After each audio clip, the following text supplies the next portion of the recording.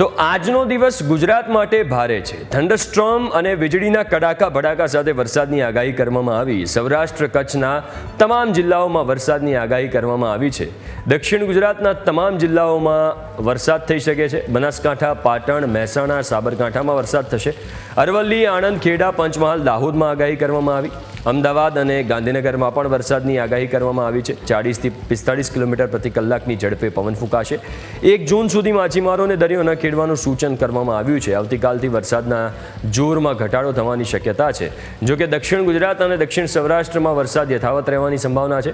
આજની આગાહીની આપણે વાત કરીએ તો બનાસકાંઠા, પાટણ, મહેસાણા, સાબરકાંઠા, ગાંધીનગર, અરવલ્લી, ખેડા, અમદાવાદ, આણંદ, પંચમહાલ, દાહોદ, મહીસાગર, વડોદરા, છોટાઉદેપુર, નર્મદા, ભરૂચ, સુરત, ડાંગ, નવસારી, તાપી, દમણ, દાદરાનગર હવેલી, સુરેન્દ્રનગર, રાજકોટ, જામનગર, પોરબંદર, જૂનાગઢ, અમરેલી, ભાવનગર, મોરબી, દ્વારકા, ગીર સોમનાથ અને બોટાદ, કચ્છ અને દીવમાં પણ વરસાદની આગાહી કરવામાં આવી છે।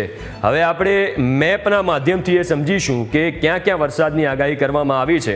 તો આ તમે અહીંયા તસવીરમાં જોઈ શકો છો। આજનો દિવસ ભારે છે અને આખા ગુજરાતમાં વરસાદની આગાહી કરવામાં આવી છે। તસવીરમાં જે તમને બ્લુ કલર દેખાઈ રહ્યો છે એ આખા વિસ્તાર એટલે કે આખા ગુજરાતમાં, ચાહે ઉત્તર ગુજરાત હોય, મધ્ય ગુજરાત હોય, દક્ષિણ ગુજરાત હોય, સૌરાષ્ટ્ર હોય કે કચ્છ હોય, સમગ્ર ગુજરાતમાં, ગુજરાતના ચારેય ઝોનમાં વરસાદની આગાહી કરવામાં આવી છે। આજનો દિવસ ભારે રહેવાનો છે। બનાસકાંઠા, પાટણ, મહેસાણા, સાબરકાંઠા સહિત આ બાજુ દક્ષિણ ગુજરાતની વાત કરીએ તો સુરત, તાપી, નવસારી, ડાંગ, દમણ, વલસાડ, દાદરા અને નગર હવેલી, ભરૂચ, નર્મદામાં, સૌરાષ્ટ્રમાં દેવભૂમિ, દ્વારકા, રાજકોટ, પોરબંદર, જૂનાગઢ, અમરેલી, ભાવનગર, બોટાદ, પછી કચ્છમાં, એટલે કે આખા ગુજરાતમાં વરસાદની આગાહી કરી દેવામાં આવી છે અને આગામી કેટલાક દિવસોમાં પણ વરસાદની આગાહી કરવામાં આવી છે। એટલે કે આગામી સમયમાં ગુજરાતમાં કમોસમી વરસાદ હજુ પણ વરસવાનો છે અને તમામ જિલ્લાઓમાં વરસાદની આગાહી કરવામાં આવી છે।